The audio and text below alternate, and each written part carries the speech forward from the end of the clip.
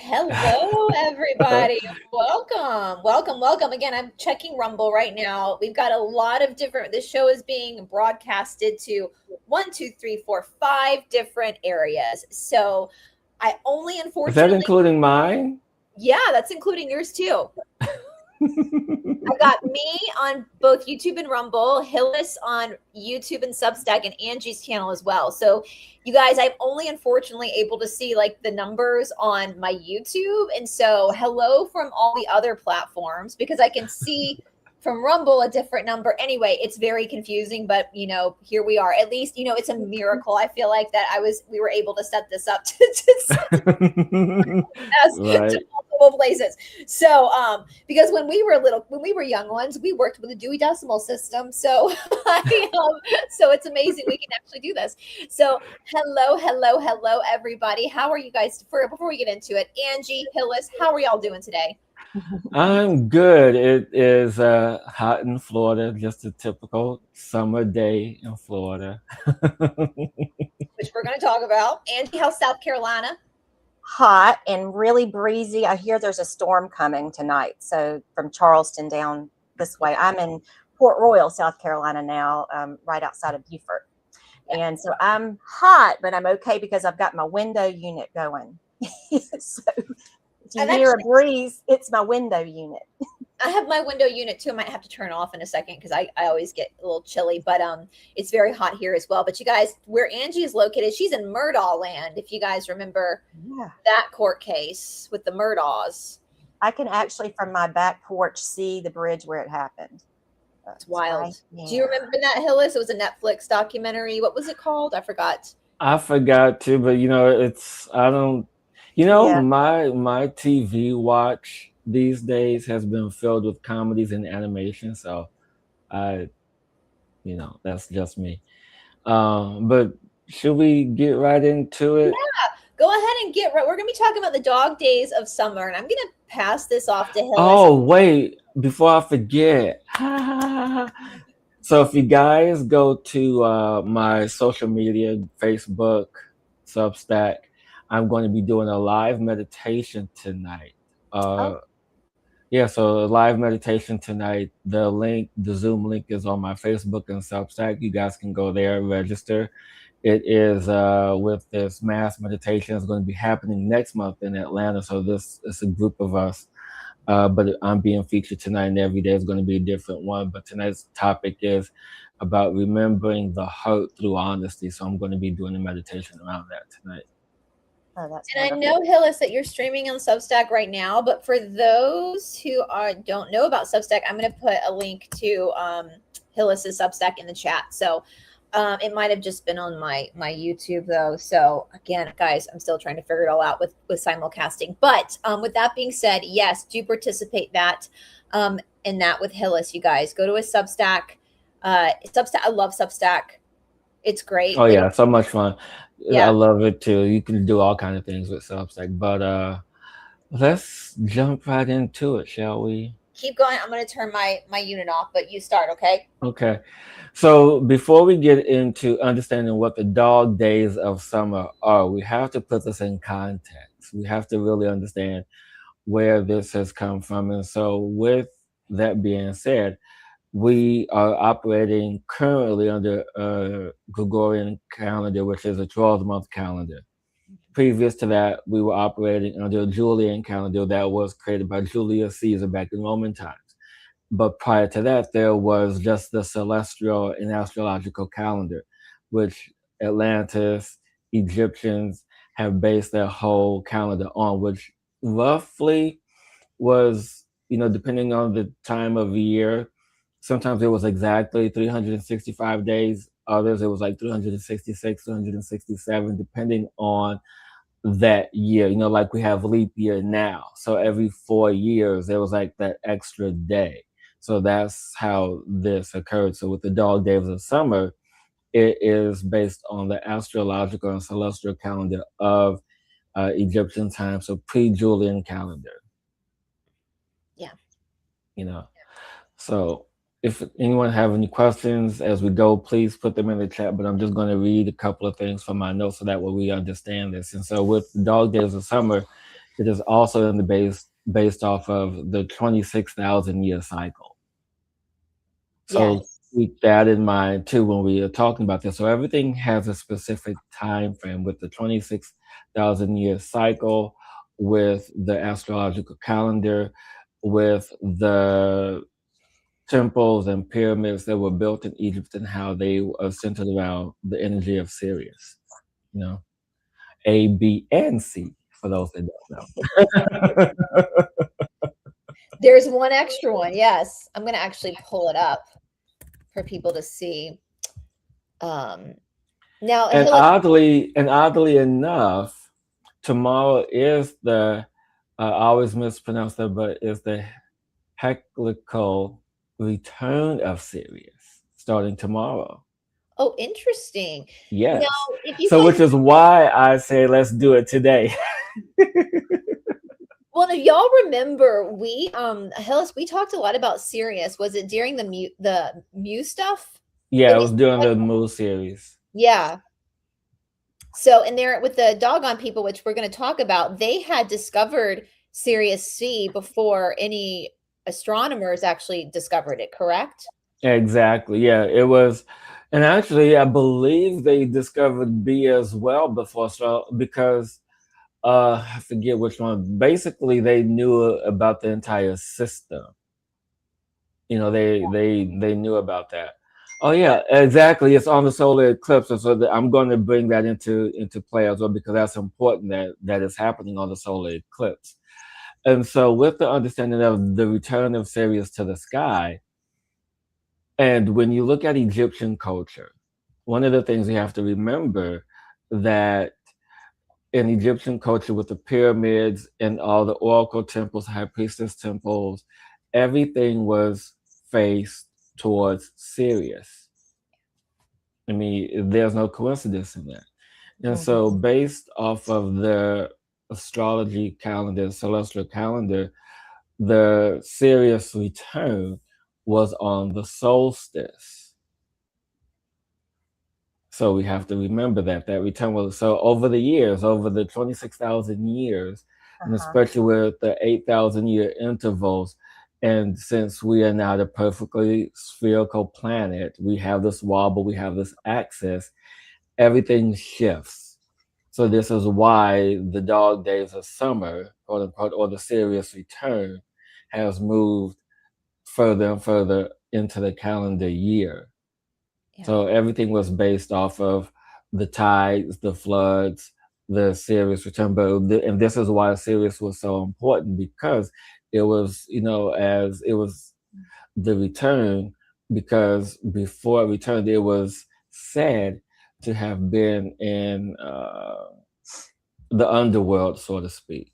It's been in that space. So when it comes back, it is celebrated. And so this is how they knew that the year cycle has returned. Is also connected to the 70-day cycle as well. So which is why we have the equinox and solstices approximately 70 days apart from one another. Interesting. Yeah. Interesting. Yeah. So we got a lot of people on the chat, and Greg, I agree. Nice to see the three of us together. Yeah. Right? Yeah. It's been a while though. It's been like a few years. Yeah. Well, that's interesting, Kimmy. I was going to actually ask that because we know, so Sirius was considered the central sun at one point. Still is. Yeah. And when you say central sun, it's the galactic center of the galaxy, so to speak. Okay. Well, and then like even Sirius B, like it blows my mind to think of how huge these planets or these stars are. We think of our Earth as being like the kind of the center of everything, or our sun being so big. And then I wrote down in my crazy notes that Sirius B is a tiny dead star. and 1 teaspoon of its matter weighs what would be 5 tons on Earth.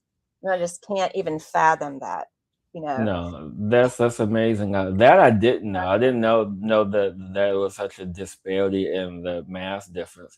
But what I find even more interesting is that, you know, with the discovery of Sirius C, the dwarf planet, that because of the size of and think of, and if I'm not mistaken, I think C is about, or maybe a little bit bigger than Earth, because when you think about how the mass, and I think Sirius B is like 5 Earths put together, something like that. It's like that's how massive it is.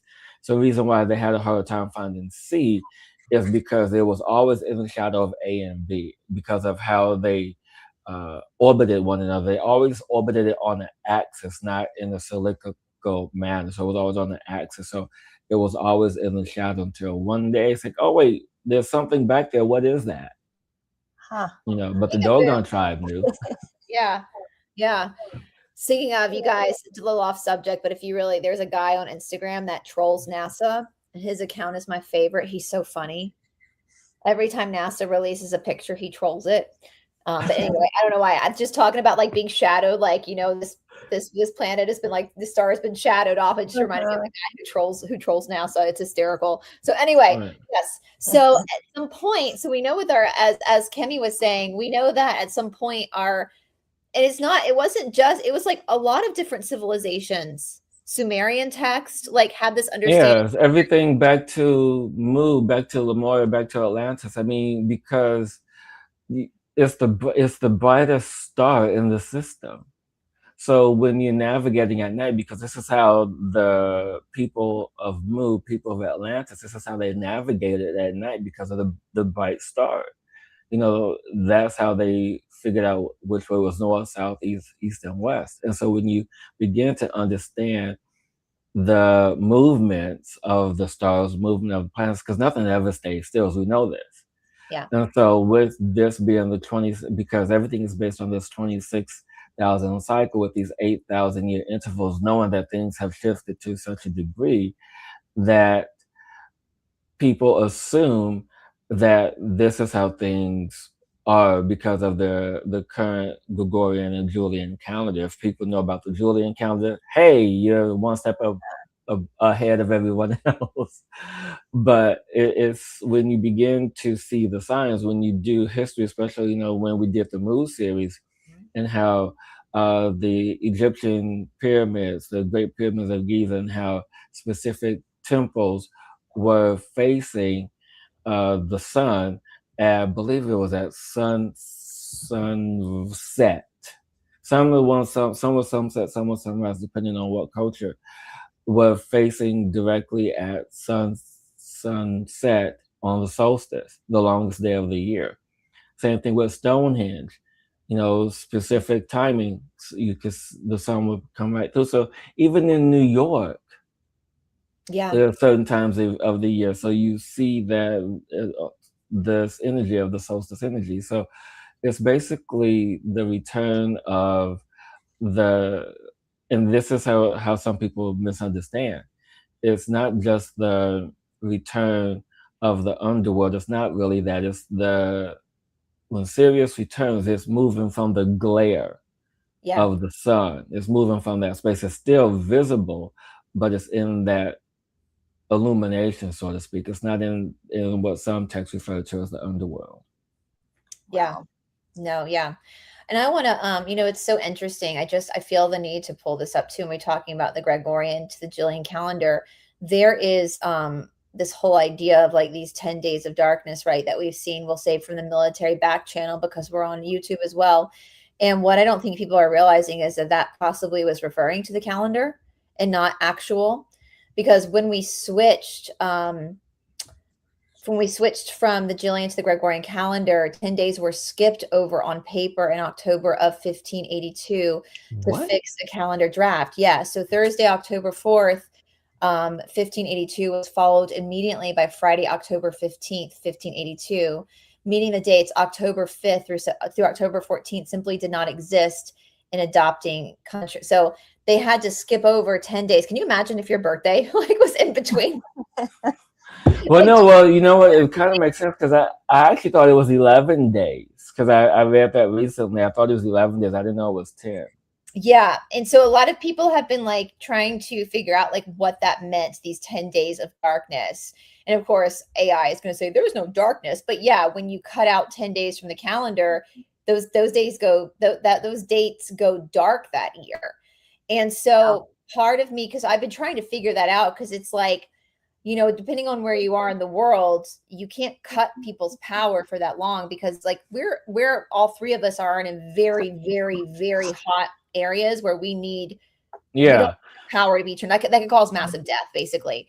Well, I mean, think of it this way too. I mean, for those who've ever traveled from the States to Australia, you lose a day. Lose a day, yeah. So it's like that whole day. I mean, it exists, but I mean, you know, I mean, what happened to the day? I mean, like, so it's like that. And I mean, I've had it happen a couple of times where I've traveled backwards, or well, it's interesting because you are literally traveling backwards, but you're also moving forward in time, which is crazy. It's crazy, and that's just new for because you know our ancestors were on boats, and you know it took them a while to get to destinations. But yeah, Kimmy, so what Hillis is talking about, I tend to think that's more along the lines of what the back channel was talking about, is that there are things about time in our history and what's really going on in the greater world that was hidden when the calendars kept being changed, that we got kind of. That's what I thought. So anyway, I think it's interesting what you're talking about. It kind of coincides with that there's information out there about that our ancestors knew about life and how life works in the astrological calendar that we got confused, right? We got jumbled up with stuff like that. So anyway, I just wanted to share that because I think you're hitting onto something really important, Hillis, about like what we're discovering. Right. Yeah, I read down like that our ancestors, they experienced the sky not as esoteric like we do now. We're like, oh, it's, you know, it's woo woo. It was just simply ordinary life. Yeah. And that's what I like about it. I mean, it was every day for them. Mm-hmm. And then can you imagine being the emperor of Rome? It's like, I'm going to change the calendar. My name was Julius Caesar. We're going to have a Julian calendar now. And we're going to base it off of what the Egyptians did. I mean, like, and I just found out that Caesar salad didn't even originate from Rome or whatever. It's from Mexico. They're just lying to us about everything, aren't they? Yeah, I mean, just like what was it? Fig Newtons. They were named after a town in Massachusetts and not the scientists. I'm like, okay. Okay. So it's like all these little things. And so when we begin to understand the astrological sense of how things operated, because that was the natural order, because the solstice is not the same every year, but now since we're on this calendar, it's fixed, because the reason why I'm really connected to the solstice, because it's 6 days after my birthday. So it's like either on the 20th or the 21st of June. So it's interesting in how with this particular calendar, things are fixed. Like there's certain things that are anchored in, but you know they never operated that way in the ancestors. Go ahead. Except Easter. Easter's never fixed. They follow the full moon, right? From the so that's the one which you have to think, why are the elites doing that? Why is that one holiday not fixed? Right? We've asked Lou about this, Grant, and it's so funny because Lou said something that I kind of suspected all along, that the Mayans just quit. They got tired. They're like, well, I mean, they created this calendar that was very extensive, right? Mm-hmm. And people, and I think it was back in 2012 when they said, oh, well, the Mayan calendar just ran out. What are we going to do at the end of times? No, I mean, they created a 26,000 year calendar, basically. Now it's our turn to continue. That's what I always kind of thought, was that they were like, that's too far in the future. They can figure it out. Right. Put a lot of emphasis around it. That doesn't necessarily mean anything. Yeah. Exactly. And think of it this way too, which is interesting. I want to see if I can find out more information about this, because in our reading and in the shows that we did about Mu, that the Mayans were actually descendants of the people of Mu. Yeah. So anyone so you guys can go back and watch that series. It was done like 2 years ago. But in the series, I think it was part 3 where we talked about how the people that left Mu, regardless of whether they went to India, let me pause, whether they went to what is now called today's India, today's South America, today's Japan, doesn't matter where they went, they were all called Mayans. And so South America adopted that term because it was another city, another culture, because of the emperor at the time knew what was going to happen. So they were preparing the citizens for the downfall and the eruption of everything that was going on with Mu. So there's that piece. But one of the reasons why, circle back to Dog Days of Summer. One of the reasons why it's called the Dog Days of Summer is because Sirius is called Canis Major, which is the dog star. Yeah. And so the ancestors believed that every time the star appeared, which is why it's no coincidence why it would show up on the solstice for 70 days, they thought that because of this star, it brought excessive heat. Yes, excessive heat. It does. We know down here about that heat, don't we? And so, which I find fascinating. I mean, I'm thinking they believe that this celestial body brought this heat. Okay, which is why they called it the Dog Days of Summer. Eventually, well, the term was coined, during or shortly after Roman times. Mm-hmm. But what the truth about this is, we talk about it. Yeah, I'm referring our series a lot here. We talked about this in our series. I think it was part 3 or part 4. No, I think it was part 4 where we talked about the cosmic forces, because we think about the sun beating down on us, giving us all this heat. However, it's quite the opposite, because we have to really consider about the magnetic force, which the Dogon tribe talks about in their symbols, and how they understand string theory, how they understand universal scientific terms. And it's like, this is interesting. And so the magnetic forces of the sun pull out the heat from the earth, which is why we get hotter in the summer, because of the positioning. So that's where that goes. That's where that is in the terms of why we get hotter during the summer, not because of this return to the star system. And I just pulled up on the screen, guys, some of our last. You can go. Actually, I'll go ahead and, sorry, it might play. I'm going to go ahead and play part 1 in the chat, so y'all can start with part 1. Because that was a big series we did about the lost civilization of Mu, and how that affects us now. And I couldn't. What is the guy's name? What was the guy that James Church Ward? I was like, it's some real English name. That's all I kept thinking. I couldn't remember the name. And so that's in the chat, you guys, because his great grandson is Jack Church Ward. So if these guys see books out there, don't confuse the two. It's 2 different people, same lineage though. Yeah, and it's very fascinating with the books. Unfortunately, my books are packed up now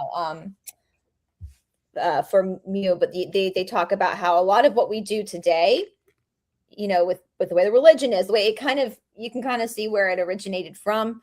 So this is very fascinating. So there's the first video we did, guys. It's in the chat if you want to, after this, go in, because we do talk about the doggone. Thank you, Dragonfly. It's very interesting, isn't it? We do talk a lot about what we're doing. We're talking about today, and it's fascinating. So, there's a really famous line that I've quoted a lot here that says, "The more I learn, the less I know." And that's kind of how I am at this point. The more I learn, the more confused I am. Yeah, me too. Right. And I don't take anything down from my past. I'm just put all my videos up. It's just there. I changed my mind. Oh well. Yeah. No, but what's fascinating through all of this, are all the misconceptions. Everything that has been taught to us as children, especially in our generation, Brice. Because there's been all this. Well, you got to do it this way. You got to do it that way. You got to. And then it's in the process. I want to say like in my late 30s, 50 now, that I began to see things differently, especially. And I think what attributed that was the path of me being a psychic, me being a healer. I think all of that sparked all of this self-education, because they teach you one thing in school. And mind you, I went to a Catholic school my whole entire life, so there's things that you know things that you dare not learn or dare not know. And so it's in that space of really understanding, hmm, does that make sense? Is that even true? What is that? Yeah.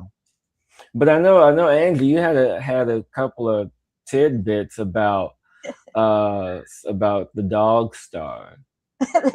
Well, I don't know. Mine are all funny. Well, I like. Well, we don't have to be serious. I'm not a serious guy. Humans are weird. We're funny. We're funny creatures. We're weirdos. So yeah. Well, I just have funny little sayings because, like I said, I had planned on doing this by myself, and then found out, oh, we're all going to do this together. This is way more fun. Yeah.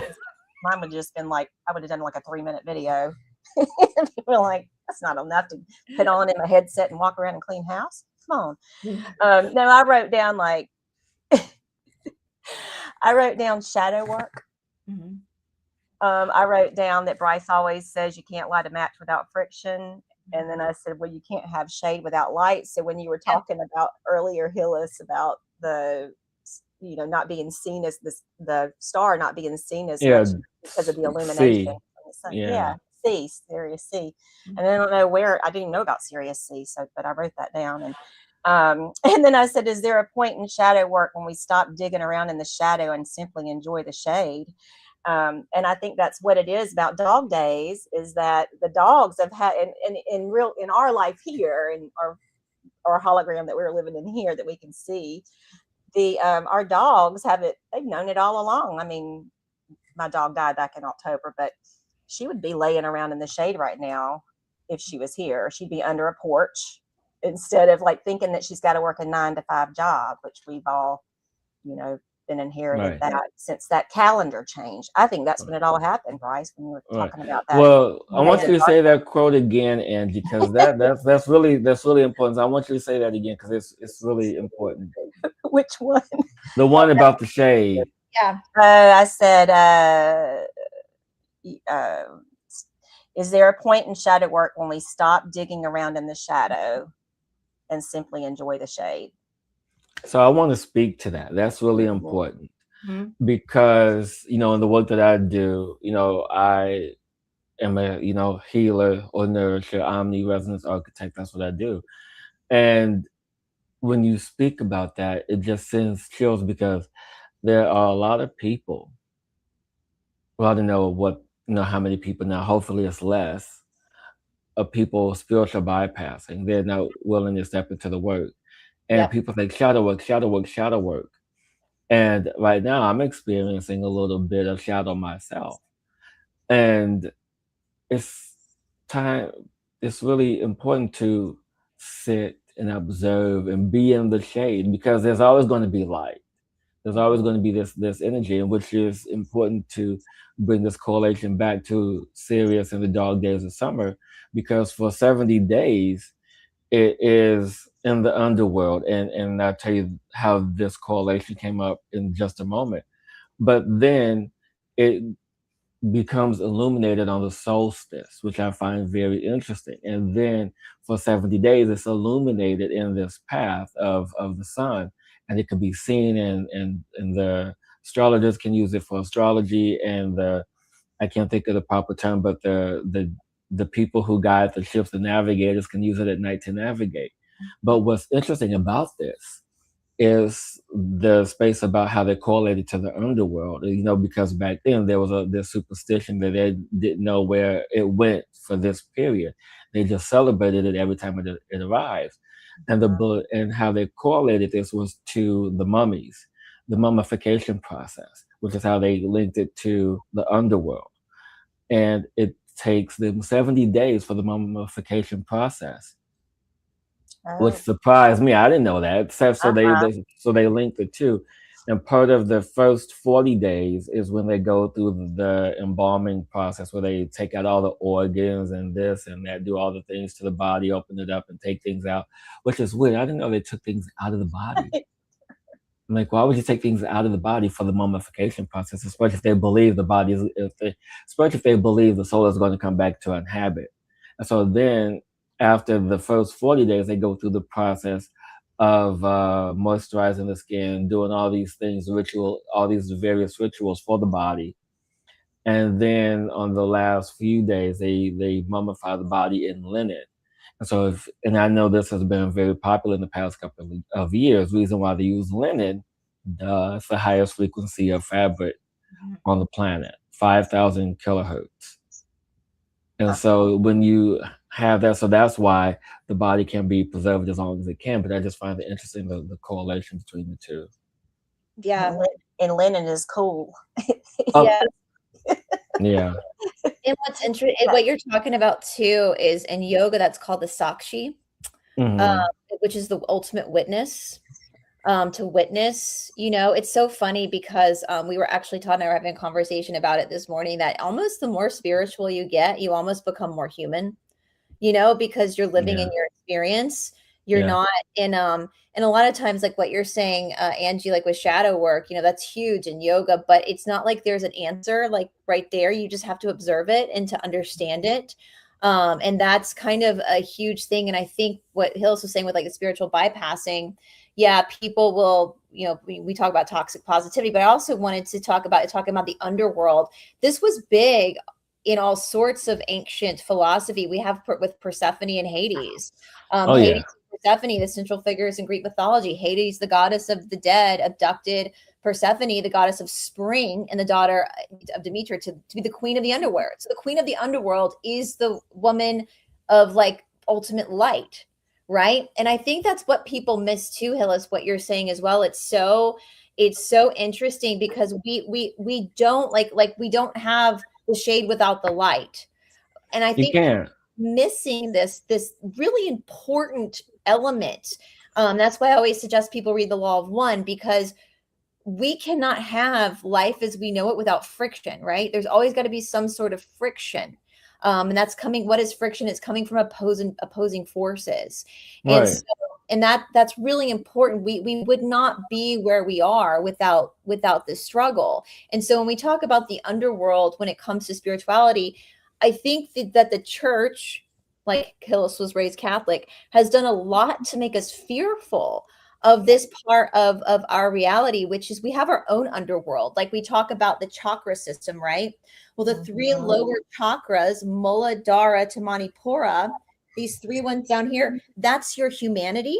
Those are your energy points of your humanity. Every Anahata marries the upper and the lower. Up here, like as a teacher or so I'm not interested in your upper chakras. Like I'm not interested. Let's go into hell, because we consider the lower chakra is your hell. That's the hell. And I would say, the second chakra, people always think of it as like a sexual chakra, but it's about creation. So your creativity lies within your hell, right? In your humanity. And that's what Thoth said in the Emerald Tablets, right? You only know life in this experience because you actually know death.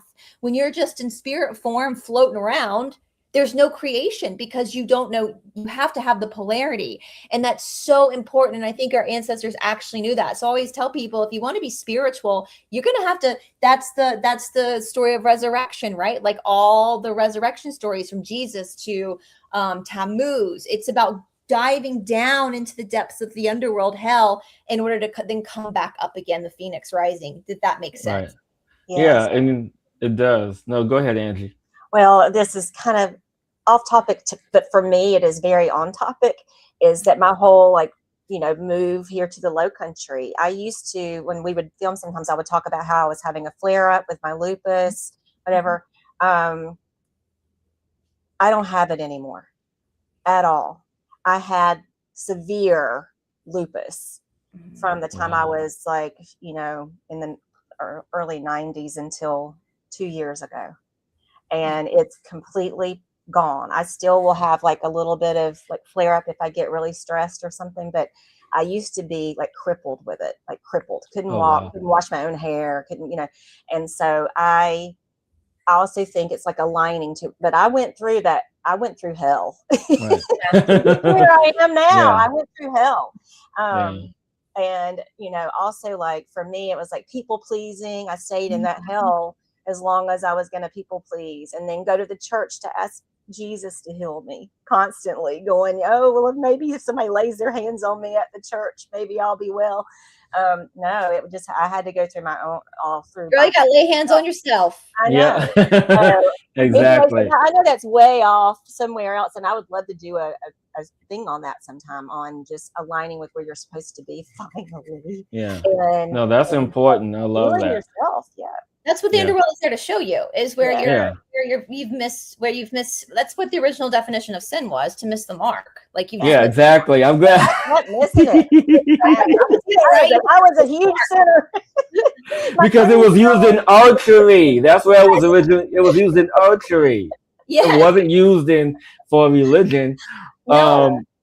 No, but what's interesting about all of this, and so I want to bring this back because I didn't think about this in my studies, and so you're saying all of this, and so the creation myths, right? All the creation myths, all the creation myth stories, and so as we talked about in Moon, and there was reiterated, and I started reading about the Dogon tribe recently, so it's repeated in that. So everything, and I'm going to sum this up best that I can. So everything is born in darkness. So if anyone knows about creation myths, you know about Amma and the eggs and the serpent and the water and the serpent and all this stuff. All of these variations of this. But one thing that has remained consistent in the creation myths is that the light or the seed or the water, whatever, enters into the darkness. Mm-hmm. It enters into the darkness, and it goes through this gestation, this like this maturation energy. The womb is dark too. Yeah, exactly. Mm-hmm. And so when it's time, the egg begins to open and the light begins to birth, which is the reason why Mu selected the lotus as their symbol. Because if any guys, and I know a lot of spiritual people know about the lotus, that it's born in the mud. Mm-hmm. It's rooted in the mud, and then it comes out and begins to blossom in the light. And so it's interesting in that respect, because these creation myths, everything begins in the darkness. Mm-hmm. And everything is, but yet it's still protected by the creator, because the creator is the darkness. Mm-hmm. And I'll be honest, I've done some of my best work when I was miserable as a poet. Oh, absolutely. That's, you got to suffer. That's what makes the soul move, the suffering. Yeah. Yeah. You're making me think of, so I'm thinking of the sea, and right out my window, I live on a tidal creek, and there are crabs right in my backyard. And we have here in the Low Country these blue crabs. And so they, during this time, during the dog days, they go up, it's so hot, they go up into the marsh grass and shade. This is the way I see it. I get the whole like synchronicity of it. And then they, whether people that don't eat fish, or you turn it on mute, but they become the biggest delicacy around here. They shed their shell. They molt. Yeah. Yeah. And so they shed their shell. And so around here, it's like soft shell crab season. Yum. But like I know, but it is like, I started thinking about that. Like, what time of year is it for the crabs, and what I'm looking at in my own backyard. And that's what they do right now. They are in molting season. They go up into the grass, they get into the shade. It's just so hot that they act kind of frantic out in the mud here. And they'll hide you got to go find them in the grass instead of in the water. And they've already been down deep. Now they're coming out of their shells. But I see it just as that too, symbolic with with the season that we're With the in right now. rebirthing, yeah. Mhm. I mean, I love that. I love that you shared that story because it speaks to the cycle of nature, which is what everything started back from. It was in that space to where we have to understand, okay, what is the cycle teaching us? Because back in Egypt, this is what they depended the cycle on, was on the flooding of the Nile. When the Nile floods, they say, okay, it's that time of year again. Yeah. That's, Yeah. and so Well, they and that knew. has something to do with this right now with the Nile and the dog star. So yeah. Yeah, exactly. Mhm. Our Exactly. ancestors accepted, like we learn in yoga, that nature is prakriti, and that's a Sanskrit word, and that the soul is purusha, and that nature the soul has no laws because the soul can't die. You can't kill a soul, but prakriti does. It has two laws. It has two laws. I keep doing that. It has two Two laws. laws. It has two laws. One is that anything that is prakriti has a birth, a life, and a death, a beginning, a middle, or an end. And because of that, the second law exists, which means it's all in fluctuation and change. And it Yeah. seems like nature, and maybe our ancestors, I don't know, maybe humans have always been a little bit weirded out by the process of dying, but nature accepts the role, the The releasing, process. the process, right? Uh-huh. Animals accept it. Animals totally accept the process. And so Hillis, back with like ancient times, what do you think? Were there ceremonies around this? Was there an observation Oh of? yeah, big time, big time. I mean, what I find fascinating, and I thought about this yesterday, and then of course in my notes I forgot to write it down, so I'm glad you mentioned it. This is very important. I mean, the rituals around the solstices, the equinoxes, the return of Sirius. I mean, it was very much well celebrated, and there were particular incense, and actually I have one of them. There's were particular incense that they have to prepare. One of which is kefir, Yep. Yeah.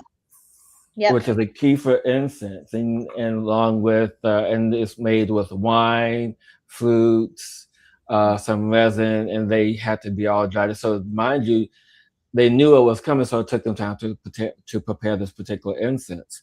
In addition to that, you had all the resins, frankincense, myrrh, copal, all of them. But the biggest one that a lot of people don't know about, and they use it haphazardly, Oh. is very is abused. This Mm-hmm. medicine is very much abused, and one of the medicines that they used for the celebration was cannabis. Mm-hmm. They used cannabis for this, for these celebrations, and they didn't smoke it like a tobacco. They burned it like an incense, Yeah. and it created an altered state for them, just like it does if you smoke it. But it was more lucid, and it didn't cause irreparable damage to the body. It just allowed you to enter into this altered state to welcome the cycle, to welcome in that energy, to welcome in the energy of the presence of your space, to allow for this energy. Because when you know about the purpose of cannabis, I mean, I'm not well versed in the history of it, but I do know that with other tobaccos, because I've done shamanic ceremonies with my shaman in South America, but done them here in the States, is that when you create and set the intention of knowing, and actually this will answer the question about the Dogon training of shamans. This kind of like answer that question as well. And so when you have these rituals, when you have these um, instances and setting an intention with the high priestesses, the shamans, the royalty of that time, it created this sense of reverence and welcoming of the presence of the energy, the welcoming back of our sister, of our brother, of our family, because there's no coincidence on why the Sirius system is a Trinity planet system, because there aren't many Trinity systems that encircle each other the way that they do, because you Yeah. have the creator energy, which is the source. Then you have the mother energy, and then you have the father energy, which is also in relation to how religion was created today. And this is what exactly. Girl. Exactly. And so when you have this energy of that three, it brings in that abundance, and you connect to Sirius in that way because it was used in a way of reverence and it wasn't abused. I mean, granted, I mean, people use it the way that they use it, and you do that, and I celebrate you for that. But and I've actually done this twice. I've actually used it as an incense twice for my own personal ceremonies, and and mind you, I don't smoke it at all, but the energy of it is quite different because it just elevates the room and elevates the space. It just really opens up the doorway and shifts in the way that opens you up into another perspective. I mean, it's in the way that guides you and opens your heart up. Go ahead. This is done in India once a year. It's a holiday called Shiva Ratri. And so Shiva is part of the trihead. We're talking about trihead of Hinduism. It's Shiva, Brahman, Vishnu.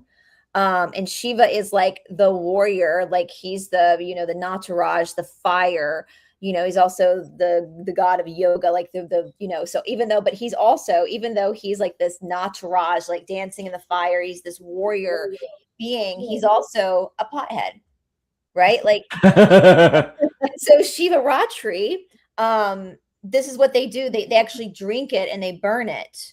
And I've been in India over Shiva Ratri. Let me tell you, it smells wilder than a Rolling Stones concert.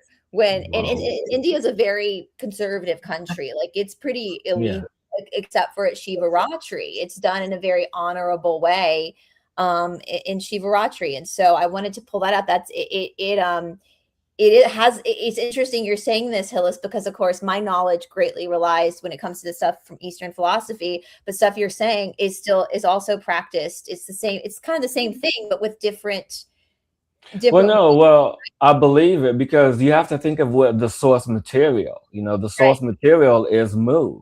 Source material is Atlantis. So when you have the Mayans, quote unquote, the people from Mu, that had settlers move into South America, North America, Japan, Tibet, India, Brahma, all the way down to Australia, all the way over what's left of the Polynesian Islands. And at the time, Hawaii didn't exist at that time, so keep that in mind, people. And then all the way over into Egypt. So you have all of this history, but people don't know where the history comes from. It is mostly word of mouth. And one of the things that I appreciate about the Native Americans, Native Americans, is the fact that they tell this creation story. I've heard it a few times from my shaman. I heard it a few times from other people. So this creation story and how it started from the Hopi and then all the other different tribes. And so it's very interesting in how all of this history that, and I'm going to say this, that was called religion. Right. And the reason why it's not called religion now is because people don't want to get it confused. So you have present day religion that's, Catholic, Christian, Jewish, and all the others, all 2,000 plus religions that exist in the world. They all go back to God's source energy. But then, when Mu and Atlantis and Egypt were around, it was, and I'm going to specifically reference Egypt because this is what I know most of, is that you had Osirian religion. And it was based in spirituality, what we call it today. And then after Osiris passed, after he died the way that he did, Rome came in, took over. Die, by the way, if you haven't read that story. Yeah, I don't want to get into that. That's a whole other thing. Horrific way. Yeah, exactly. But then you have the Romans that came in and took over, and that's how religion got its bad rap. The term religion. So I mean, yeah. And I wanted to say for Lorianne, hopefully hearing about burning it, Dominic said you can try tinctures. There's other ways that you can get the benefit, like Hillis is talking about, than just smoking it, right? And Oh I want to yeah. also, have you heard, I covered it a while ago, but Hillis and Angie, have you heard of the Ulyssian mystery schools? No. No. I covered it a very long time ago, and I'm so fascinated by these mystery schools. It's right here, you guys. I'll put it in the link. They did this. Well, it was ran by women. It was when the Ulyssian mystery schools. It was in Greece. And basically, if you read the missing books of the Bible, Jesus, Magdalene, they all went through these mystery schools. And so basically what they would do, this is simplifying it, but it's kind of what Hillis is saying. So you had two parts of it where you would fast for many, many days. And then you would have to walk, and I can't remember the road they walked, but it was a pretty like 2-mile-ish walk. Yeah, it sounds like something that was connected to the oracles of Delphi. Well, they would go in. So what they would do is they'd walk like these 2 miles completely starving. They've been fasting for days. And old initiates who'd already done it would be standing on the side of the road, hurling insults at them, like for like 2 miles. Then they would get to a temple that was underground, and they would drink a special tea. So like ayahuasca, peyote, whatever. And they would go down for a couple of days with sensory. They were being sensory deprived underground, drinking this tea for a couple of days, and then they would be released out. And it apparently, like Socrates did it, play like anybody who was anybody back in those days went through the Ulyssian mysteries and had just profound experiences. But it's very similar to what you're saying, like the medicine that was used was respected, and you had to fast yourself first and go through this like humiliation process. I don't really think it's a humiliation process, though, even though people call it. I think it's just triggering the ego. It was a play to like because part of that ego itself, right? This sounds like a vision quest that they do in South America. Yeah, and obstacles. Sorry, I had to play that for a second to get the link, but I'm going to put the link in there. But I am very fascinated by the Ulyssian mystery schools ever since Joe Rogan has talked about the Ulyssian mystery schools before. And like out of all the mystery schools, this one sounds like the one that I actually would really like to do, because well, if I go to Peru and do a vision quest, you coming with me? What? Listen, we were supposed to go to Peru to do dieta, which is like 10 days on ayahuasca, like right before that happened, and then we couldn't go. So well, if you want to go, we'll talk about it, because my shaman is amazing. But I wanted to say, so smoking mullein actually probably not the best idea. It's better to have the tea, because I've had the tea and the tincture, because when you smoke, you're still creating the inflammation. I'm not saying that it didn't work for you, but I mean for those, to create a safer space within the body, have the tincture or tea is better. So yeah, I mean it's really interesting. So, this happens to me whenever I do shrooms. I vomit. Yeah, I was going to say about the mullein. We grew it, and it grows wild in a lot of places. You can find it all over, but I make a tincture with it, and I keep it in my fridge. And it doesn't taste great, but if I ever have like a cold or anything, I just take a little. There's this company where if I ever need it, I buy from them. It's called, actually, what's the name of it? Because I have some stuff. You might just like the taste of it. Like I don't even it's like called here. I don't even so like the space that I buy my tinctures from is this company called Hawaiian Farm with a P, because their stuff is non-alcoholic. I can't have alcohol in any of my tinctures. And I make mine with vodka, but it's just because it's I've had a jar in my cleaner. fridge for years, and I just take it a little thimbleful, like I like the non-alcoholic ones. I like them when they're straight distilled. But go ahead, Brice, since you have a question on your head, would you? No, I was laughing because about the vomiting. I'm trying to find that. I pulled it up, then I put it, and I laughed and said I throw up every time I do shrooms. But there is something to that. Really? So wait. So you know what you should do? Because I find this really good. Because when I do that, is I take about 1 to 2 ounces of aloe vera juice about a half hour before I do my medicine. Well, when I microdose, so when I do like, and nothing happens, I don't get sick. But if I go on like a full, where I do a full, that's what I'm saying, for a full one, like do aloe vera. But I just accept it, because Kimmy just kind of like once you throw up, once you hurl that shit up, you're there. Like exactly. I've had that happen many times in my ayahuasca journey. I'm not ashamed to vomit a little bit. What's a little vomit between some spiritual friends, right? Right. So Oh, yes. So yes, the comment about the blue lotus. This is also something that they do drink in ceremonies.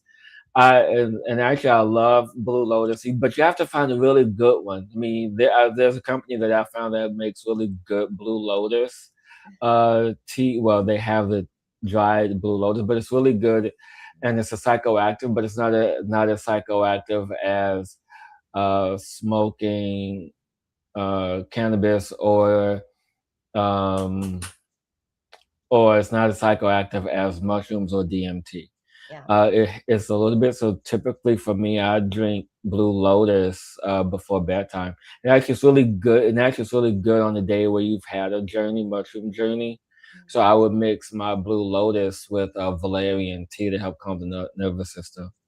I've never been on any mushroom journey except for that I forage chanterelles and morels and I love it. I love it. South Carolina, girl, you don't need to be inside, you need to be outside. The trees will talk to you. So we need to go do it a whole day trip. Kimmy, I know this is a little off topic, but I just feel like I need to say this. If you are suffering from migraines big time, Hillis and I actually did a show about this, talked about this trepining. We were talking about trepining, Hillis. Yeah. You put a hole in your head. Yeah. Oh, yeah. I want to do that, but I don't know if I want to do that. Todd wants to do it. You can't do it in the United States. They're trying to pass it in the United States for migraine relief, but basically sometimes because the skull doesn't move, right? Like blood flow can't really move in the brain, and that's why people struggle with migraines. So what they do is like it's called trepining. I'll see if I did a video on it. Yeah. You can put a little tiny dime-sized hole in your skull, and it allows it to move. And Todd really wants to do it. Oh, you heard of me? Yeah. He wants to go to Mexico and have it done because they won't do it here in the United States. But I wanted to. So no, I'm reading at all the comments. People are talking about do yogurt, do this, do that. So okay, I'm going to out myself. Okay, I don't think I've ever outed. Well, I've talked about it, but I've never fully outed myself. So I've been doing plant medicine since 2013. Yeah. Okay. I have worked with my shaman for about 3 years as a shaman's assistant. I've done all these things. So I will tell you from experience, stay away from lemon juice. Oh. No, because the thing is, so the reason why no, I mean lemon juice for when you do mushrooms. Stay away from lemon juice when you do mushrooms. Because yes, it breaks down the psilocybin in the mushrooms to create that effect. To have that onset come on faster. Okay, it does that. But the thing is, the journey is shorter.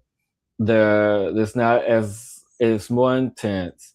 There's not that gradual come up or that gradual come down. It's almost like all at once. And so if you want a faster come up, one, to keep your digestive system intact, and I'm going to say this, well, I'll say this after. So to keep your digestive system intact, have about 1 to 2 ounces of aloe vera juice, because it's the mucus from the aloe vera juice. It has to be organic, sugar-free, real aloe vera juice. None of that stuff that's on the shelf that has all the sugars in it, because the sugar acts as it feeds that, so it acts as an accelerant also. And so with that, you want to have that mucal lining from the aloe vera juice to coat the stomach about 20 minutes, 30 minutes after you do that. If you want a faster onset, grind the mushrooms up in the blender or cut them up by hand if you want to break it down, the cellular walls, if you want to do that, and then put it in a smoothie or whatever, then you can take it that way. And if you are feeling nauseous later on, what you can do is you can have the yogurt or aged yogurt, a rich yogurt or aged cheese. Reason why is simply because the aging process, the fermentation process of that particular product. And mind you, I'm vegan, so but I've been doing this for years, so I'll stay away from dairy. There are non-dairy options, but it helps to reset the nervous system. That's what calms you down. But like I said, if you are on a journey, the best things to do to calm down afterwards uh is valerian tea, blue lotus, all that stuff.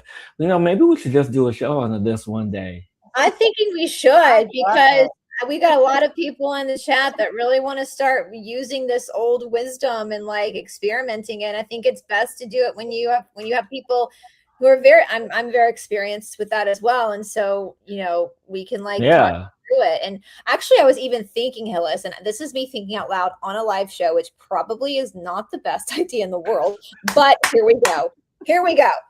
We have a yogashala here in Atlanta, and my Todd, you guys know Todd, he used to grow in California, and he's done a ton of ayahuasca here, and he's connected to a lot of these groups. And so we could potentially, before the end of the year, do a workshop. We have to bill it as a workshop, and people could come to Atlanta. We could bring you up, Hillis. We either with ayahuasca or with just let me know. I'm down, because I actually cultivate my own medicine. Okay. I do that too. That's why I was saying my fridge is full of all these weird things in jars. They're like, oh, that's for, when you have a cold, and that's for, I love you that. I see a lady at the farmer's market here in Port Royal every Saturday, and she's a Gullah Geechee woman down in St. Helena, and she has a whole line of medicines too. Buy what she buys. I'm just saying, if you live in Low Country, South Carolina, follow her around like a stalker and buy what she buys. So, A. Marie, I wanna, yeah. Don't be afraid. If you want, more information, and mind you, my first time was in 2013 when I did my first journey.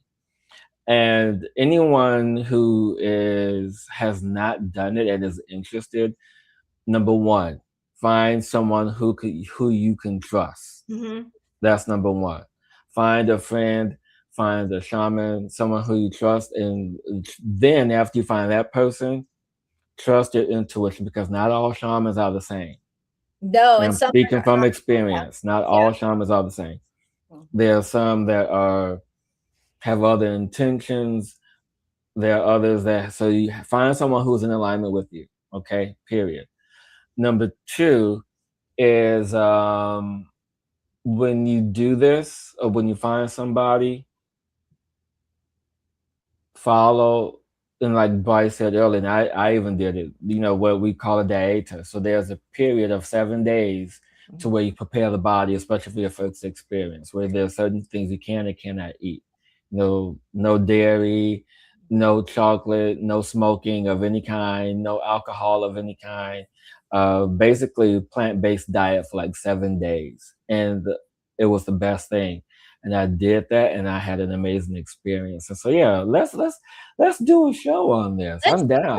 And we probably have to just do that simply on Rumble because of YT. But you guys, if you are interested, because like what Hillis is saying, especially with ayahuasca, you're going to have a shaman there, but you also need like a sitter too.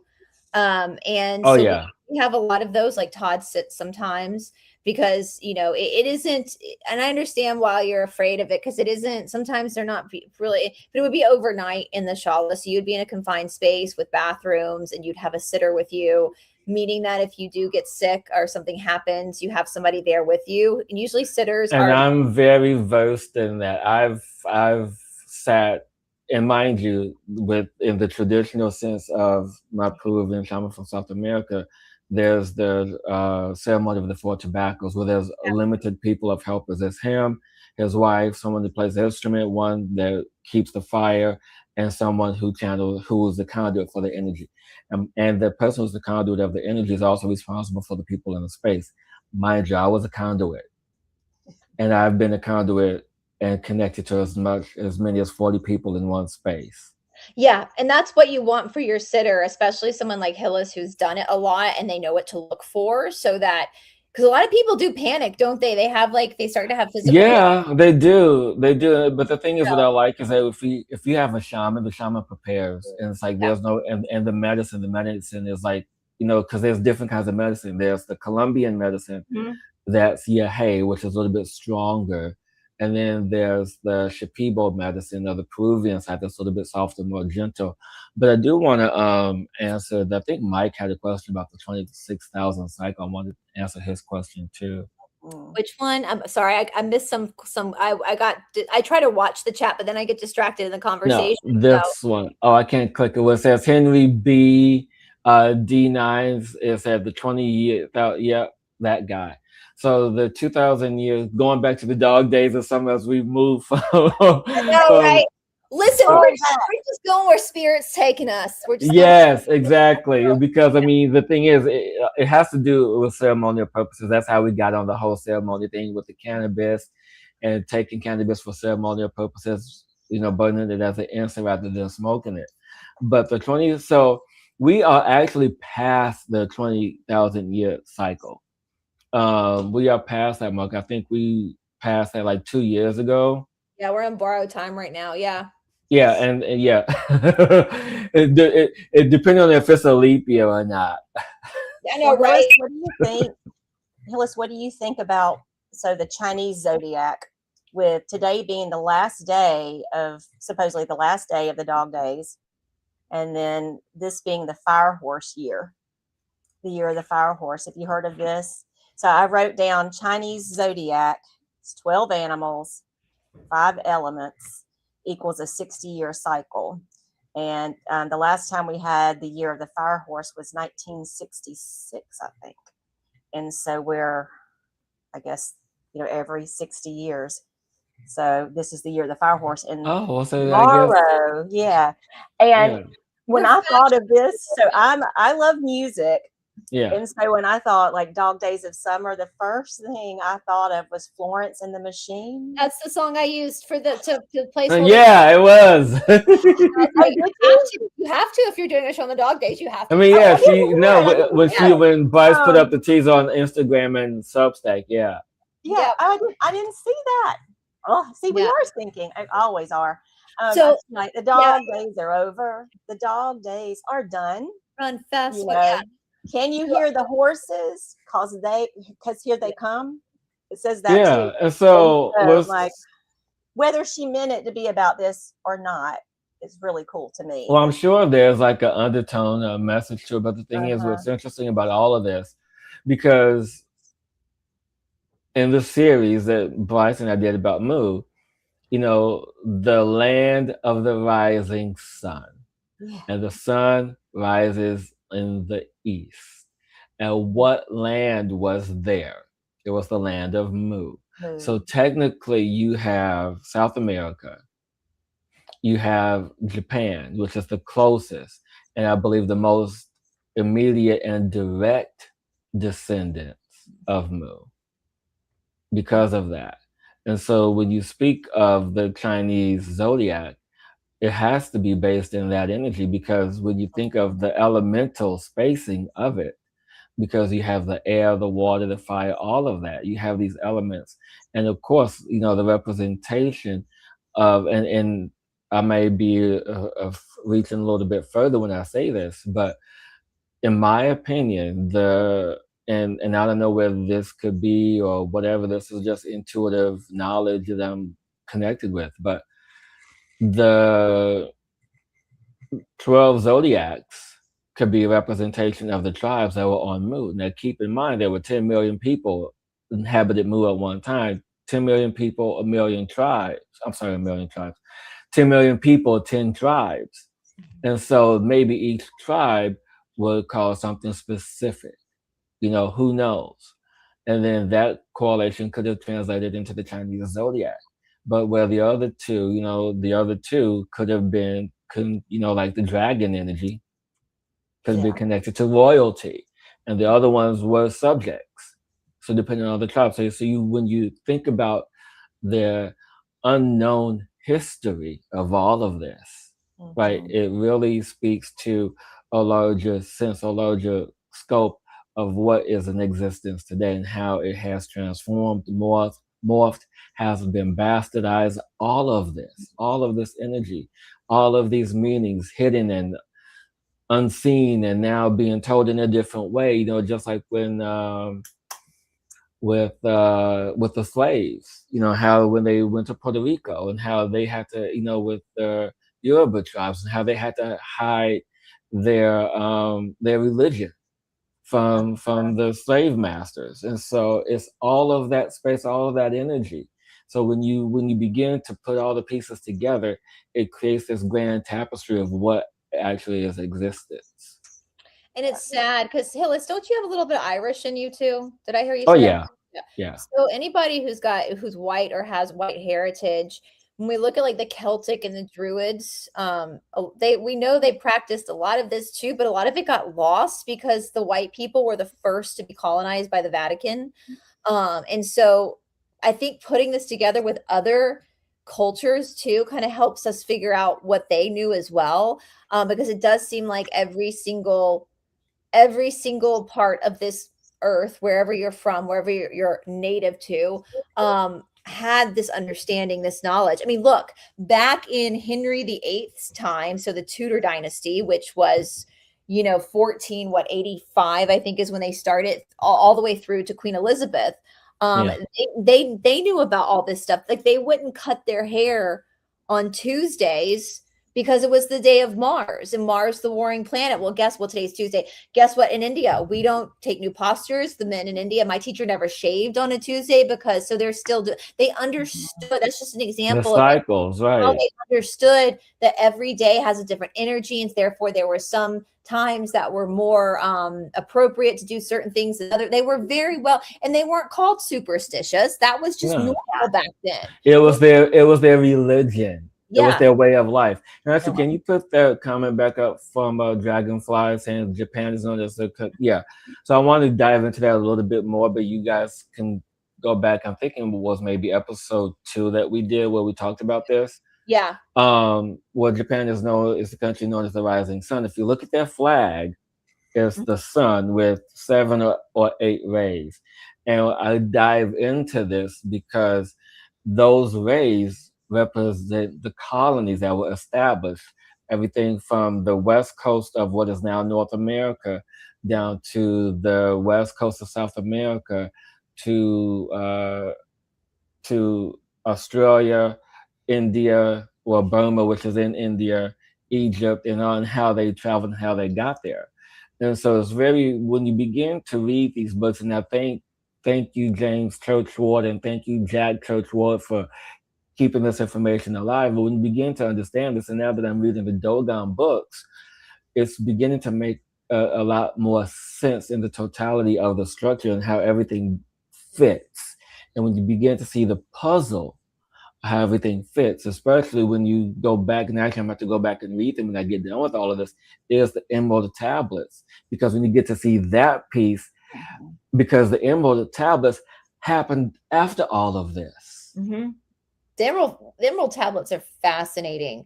We read them years ago here on my channel. They're fascinating, and they actually, this another what you're saying, Hillis. A lot of what Thoth is saying in the Emerald Tablets is also said in the Yoga Sutras, is also said in the Mahabharata. Same story, maybe different language, but same story. So yeah, there's truth here. There's absolute truth. You know what's interesting? I was thinking about too. Did you guys have to read growing up the book Number the Stars? I didn't. We read it in school, Number the Stars, and I actually just Googled to make sure I had the right. It's a story about, like, let me know in the audience if I remember correctly. It was like it was young adult book. It was about a little girl who was a Jewish little girl who was hiding during the Holocaust, and she was able to escape by reading the stars at night, by following the stars. And that is very interesting because that, the Holocaust, as far as historically speaking, was not that long ago, right? It's very much modern history. And I was telling you guys before we even signed on, for people who've been on my channel for a long time, you've heard me talk about the Hess Act. So what is the Hess Act? So back during World War II, as we have to say on YouTube, the Yahtzees and Hitler, created this like pact with the Pope to create this propaganda campaign that all of this astrology, this woo-woo stuff was of the devil. Yeah. And why did they do that? They did that to, and if you listen to Kathy O'Brien, she talks about the Monarch program being that they were going to be, it would take 3 generations only for this information to be forgotten.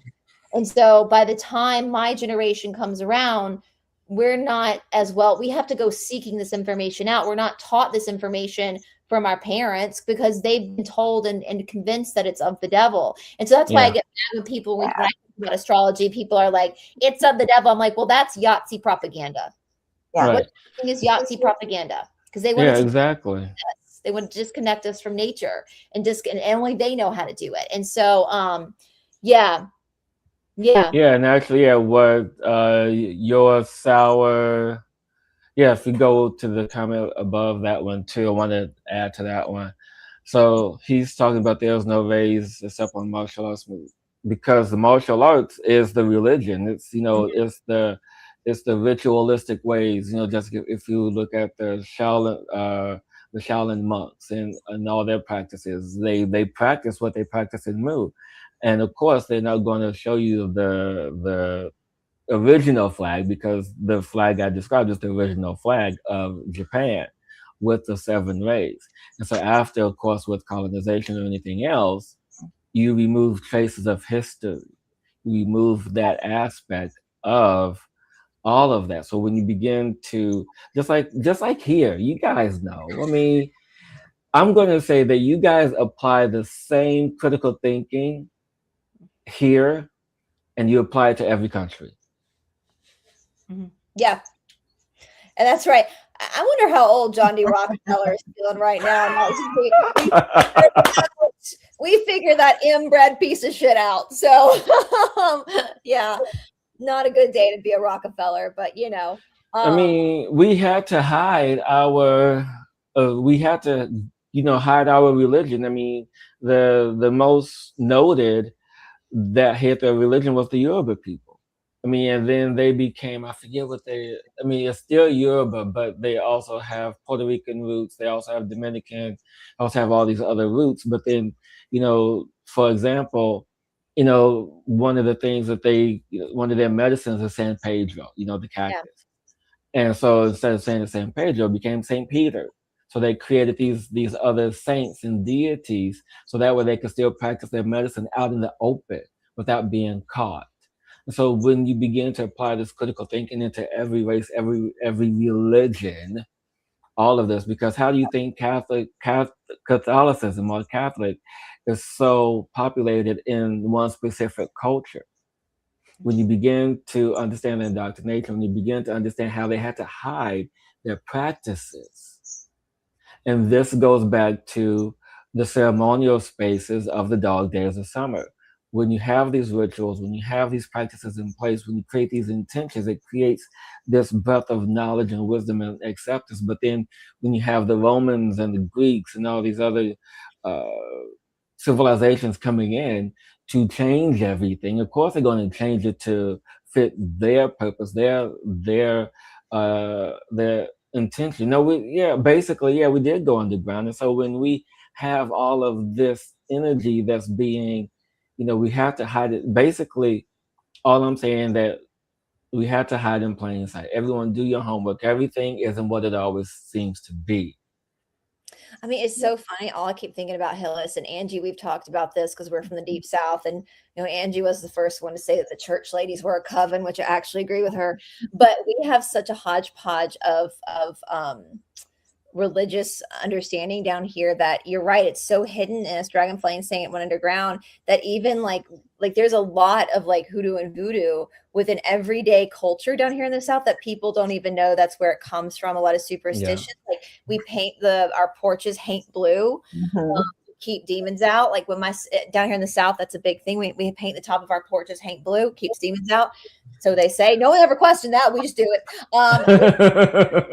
Got pregnant with her first baby. She walked into my mom's house, and my mama, without even asking, yanked a piece of hair off my sister's head, took a ring off my sister's finger, made a pendulum, took my sister's palm, and read it to see if she was going to have a boy or a girl, and it was correct. I mean, that's something we do.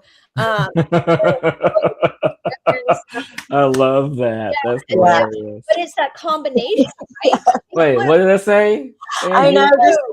I'm always going to talk about Hank Blue. So I said porch ceilings were painted blue to trick spirits, but the color also psychologically cools down a sweltering August night. It does. It really does. I can believe that. You put when I was a little girl and I'd be in South Carolina in the summers, our housekeeper would put like a broom upside down in the corner of our bedrooms. That's a thing. And I never understood what that meant until I was an adult, and I learned that it was to keep hags out. Yeah, so many stores down here. Like when you go out to St. Helena Island, there's so many stores that have like the brooms you can buy to hang upside down. Yeah, it keeps hags out. So we're like deeply. I'm like, listen. I know they're fundamentalists down here in the South, but most Southerners are not deeply Christian. They go to church on Sunday morning, and then they go and do their root work on Sunday night. Right? They're, yeah, exactly. That's how it is. I mean, how it is, right? And that's what that's just simply how it is. I mean, my grandmother was from Texas, and so having my grandmother from Texas, as always, there was this Southern stuff that we did in Chicago. So I mean, there was like all these little Southern little rituals and things and everything. And so, I didn't realize he put a comment up. Wait, what does it say? I love that Hillis keeps mentioning Puerto Rico, my family's island. It doesn't get any recognition for its deeply. Goodness, no. I mean, because you have to remember too, during the slave trade, because Africa, especially the west coast of Africa, is in direct alignment with Puerto Rico, Brazil, all of that. So that's where most of that religious culture comes from. It comes from the Western Africa. And so when the slaves either allowed themselves to get free, or if they were being trafficked, slaved, whatever, they found themselves in these spaces to allow themselves to still practice their religious rites and rituals in plain sight, with the drumming, with the dancing. But the masters would think, they're just out there getting drunk, partying, whatever. And so they created this faction of their space, so that way they could still practice in the open. Yeah, absolutely. Here on the East Coast, like the plantation owners would leave during this time, during the dog days. They would leave, and so because it was just so hot here, and the mosquitoes and the bugs and the illnesses caused. That's the word I was looking for. Yeah, and they would leave, all the Gullah Geechee here, the slaves, and that's where I lived. Yeah, and they were free, to be themselves while they were gone, like nurturing those things that they had gotten passed down from their ancestors from West Africa.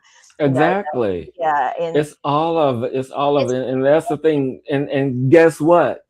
All of those come from the Dogon tribe, which all of that comes from Egypt, because everything that was learned in Egypt was passed on to the Dogon tribe. And where does that come from? Everything goes back to Mu, because even if you go back to, and I think this was episode 4 or 5 with us, Brice, where we even talk about the Tamil people, the black, deep-skinned people, dark-skinned people with blonde hair, blue eyes. They're still living today. It still hits me like how wild that is, that we think black people can't have blonde hair and blue eyes, but yes, they can. Yeah, they're still living today. Yeah, and that's natural. That's just it's wild. Do you guys have a little bit longer? Do you have to go? No hurry. I can stay. I can hang out. But I'm gonna do a shameless plug again. Yeah, I have to do a shameless plug too, because I keep forgetting to plug my shit too. So you do your shameless plug first, then I'll do mine, and we can play my ad. Take a bathroom. I've got no plugs, because I just decided that I just don't do that anymore. I don't have to have a business anymore. She's retired. I know she's retired. Good for you, Angie. No, but if you guys thank you. So if you guys go to my Substack or to my Facebook, guys, click on the link. Join me tonight for 9:30 p.m. Eastern for a very special meditation. So I'm going to be sharing with you the open how to remember with your heart and stepping into that space. So the link is there in my Substack notes. Join tonight, 9:30 p.m. Eastern. All right, you guys, I'm going to play because I keep forgetting to promote my business, which is what keeps the lights on here at Esoteric Atlanta, because we make no money doing Esoteric Atlanta. And I'm going to play, the ad I'm going to play is actually filmed from Pawleys Island. So you guys get to see where we're talking about, where we film some videos. And everybody's talking about mystery school. Well, I got a mystery school online. It's called Fusion Body Studio. So it's a 6-minute clip, you guys. So for Angie, Hillis and myself, we can run to the bathroom, get a drink, and I'm going to play it quickly. You guys get to see South Carolina. So you get to see where Angie is. All right, hold on, guys.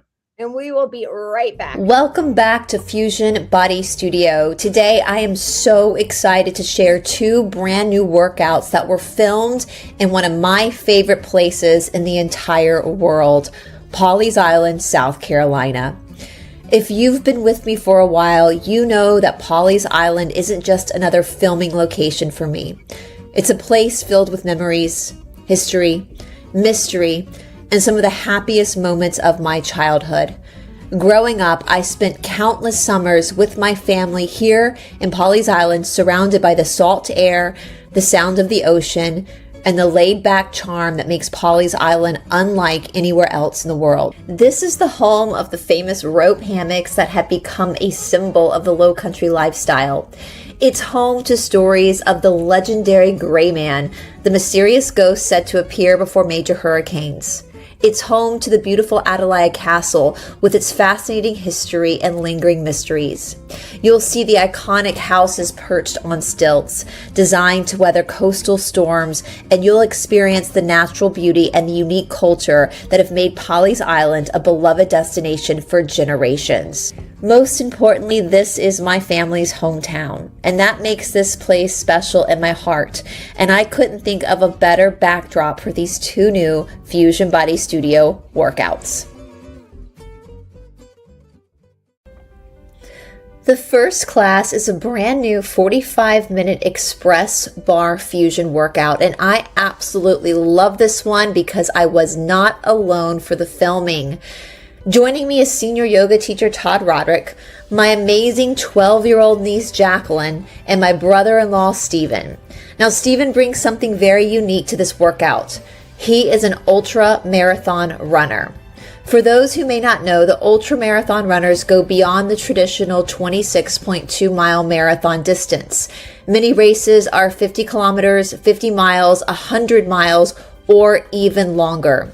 These athletes train for incredible endurance, spending countless hours on the road and trails. One of the reasons I wanted Stephen in this class is because bar training offers tremendous benefit for long-distance runners. Bar helps strengthen the stabilizing muscles around the hips, knees, ankles, and core. It improves balance, posture, muscular endurance, and joint stability while helping correct muscle imbalance that can develop from repeated running. Stronger glutes, stronger hips, and better alignment can contribute to more efficient movement and potentially reduce the risk of overused injuries. Whether you're a runner, a walker, a yogi, or simply someone looking to improve overall strength and mobility, bar can be an incredible complement to your existing fitness routine. The best part is that this class is truly designed for all levels. Whether you're brand new to bar or you've been practicing for years, you'll find the options that work for your body in this class. For equipment, you'll need a stable surface such as a chair, countertop, wall table, or ballet bar. You may also choose to use light hand weights and a small exercise ball, but both are completely optional. Expect a fun, supportive workout filled with strengthening movements, balance challenges, and plenty of opportunities to improve posture, flexibility, and overall body awareness. The second new release is a 40-minute cardio flush workout designed to get you moving, sweating, and feeling energized. This class is all about creating circulation throughout the body and helping you work up a healthy sweat. While our bodies naturally detox through organs like the liver and the kidneys, movement and sweating can support overall wellness by encouraging circulation and helping you feel refreshed and revitalized. This workout combines low-impact cardio with full-body conditioning to elevate your heart rate while remaining accessible to a wide range of fitness levels. If you'd like an additional challenge, you can add a pair of light dumbbells for extra resistance, but they are completely optional. You'll still get an excellent workout just using your body weight. This class is the perfect class for those days when you want to boost your energy, get your blood flowing, and leave feeling accomplished without spending hours exercising. And if you've been thinking about joining Fusion Body Studio, now is the perfect time. Use code BRICE20 at checkout and receive 20% off your first 6 months of tuition. We also offer a 7-day free trial, giving you an entire week to explore our classes, meet our instructors, and make sure Fusion Body Studio is the right fit for you before making a commitment. From hundreds of classes ranging from bar and strength training to yoga, cardio, mobility, and beginner programs, and a wellness education, there's truly something for everyone regardless of age, experience level, and fitness background. While you're connecting with us, don't forget to check out our brand new YouTube channel, where we'll be sharing inspiring interviews, practical wellness tips, educational content, and deep dives into health, movement, spirituality, and personal growth. And be sure to follow us on Instagram for the latest updates, behind the scenes content, announcements, and notifications whenever a new workout and video drops. Together, these 2 brand new workouts capture everything I love about Fusion Body Studio. Movement that meets you where you are, workouts that are effective and accessible, and the opportunity to connect mind, body, and spirit while enjoying some of the most beautiful scenery in the country. I hope you'll join us on Polly's Island for both of these new classes. Whether you're strengthening and toning with our Express Bar Fusion workout or sweating it out with our Cardio Flesh class, I think you're going to feel the magic of this special place while giving your body exactly what it needs. Thank you for being a part of the Fusion Body Studio family. I can't wait for you to experience these new workouts, and I'll see you on the mat and on the beautiful shores of Polly's Island, South Carolina. All right, you guys, there's Angie. She's coming back. My plant's thirsty. Well, I always forget to advertise Fusion Body Studio. So I thought, what a perfect. We were talking about South Carolina. That was filmed in South Carolina. So I enjoyed it. I forgot I have this going on in the other room. So you're on the big screen in there. Like, yeah. So anyway, you guys, well, while we were away, I actually pulled up to you guys to show you what we were talking about with the blonde-haired. Please, true. It's absolutely true. It's so true. We talked about it 2 years ago in the Children of Mu episode. These are natural. This is a natural occurrence for this one. So what you see on Game of Thrones is actually real. Black, dark-skinned people with blonde hair. There it is. Look at that. His eyebrows are blonde too. Yeah. And bless their hearts, as we say down here in the South. Let me tell you something. Angie knows this because I was born blonde. When you get older as a blonde, your hair gets dull. And so no blonde out there can go without coloring their hair. So bless their hearts. My daughter was just coloring her hair yesterday. She sent me a picture she's getting married in October, and she was born a blonde, and she says, I'm highlighting, for the wedding, getting kind of ready. She's like, what happened to my hair? Exactly. So this is it's true, people. But true. Yeah, wow. I was in Croatia. I was there where they filmed the Game of Thrones. I've never actually seen the show at all. But I was there. You're not missing anything but drama. You get caught up in it, you get pulled and tugged and emotional. You invest I'm almost done with because TV. there were people all around there like, oh, you didn't get a picture of you on the steps. There's a famous scene. I'm like, I don't know. Let me tell you, Game of Thrones. Todd made me watch Game of Thrones with him, and I was like, this is War of the Roses. Like, it was based off of War of the Roses. Like a real, like if you want to hear the real drama, just go study the War of the Roses. Like what gave us. Okay, I'll keep that in mind. But you know what? While that commercial was playing, I want to go back to something we talked about, and I think we hit on it, but I think it's for people who probably joined afterwards, is the whole calendar aspect of 10 days of darkness that you talked about, and how that is really playing into today, since we're on since we're on the Gregorian calendar that has 12 months. as opposed to a Julian calendar that was created by Julius Caesar that had 13 months, 28 days. And then prior to that, there was the ancestral and celestial calendar that we celebrated. And so one of the things that I remembered is that uh, there was in Egypt, there was practically only 2 or 3 seasons anyway. It wasn't like living in North America or Canada or Alaska in the upper Western hemisphere where you have the winters. So when you think about the dog days of summer, yeah, it affects the entire Western hemisphere. I don't know why, I'm not sure about the Southern hemisphere. I'm not sure how that affects that aspect as well. Because the seasons flip. I'm interested to find out more to read about that. But since we have these 10 missing days, not including, and if you want to include the year with leap year, it's 11 missing days from the calendar, and so it just fascinates me how we have moved from this system that is beneficial to our biology as opposed to it not. Yeah, absolutely. Well, it makes me think about birthdays too. Like we always celebrate our birthday on a specific date, but is our birthday even really, are we, is our age changing before or after the date given what's happening astrologically? It becomes like a mind fuck. But they did that again to confuse us because our ancestors absolutely their life depended on it. They had to be able to stars. Their survival depended on it. Another one of my crazy little notes is I put the star lie. You got to understand, I'll be up at 2 o'clock in the morning writing this stuff. And like, I get up the next morning, I'm like, what? All right. But I wrote, Sirius doesn't even rise with the summer sun anymore due to Earth's wobble. In a few thousand years, the dog days will happen in January. So it's kind of going. Yeah, exactly. I was reading that this morning too. So yeah. And part of that is because of because we're in this 26,000 year cycle, and then it offsets like every 8,000 years.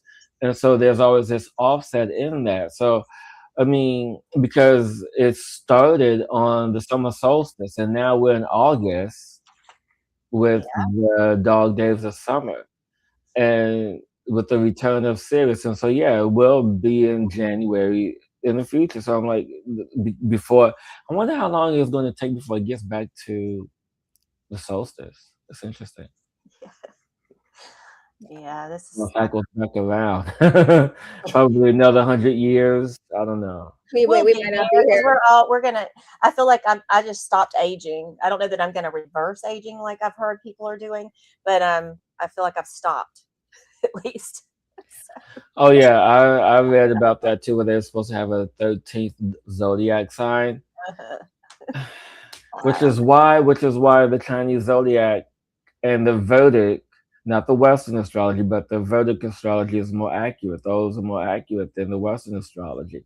Because the Vedic is what the ancestors use, because it's more aligned with the stars, and then it takes into account the shifting of the planet, the wobble, the axis, and the linear time.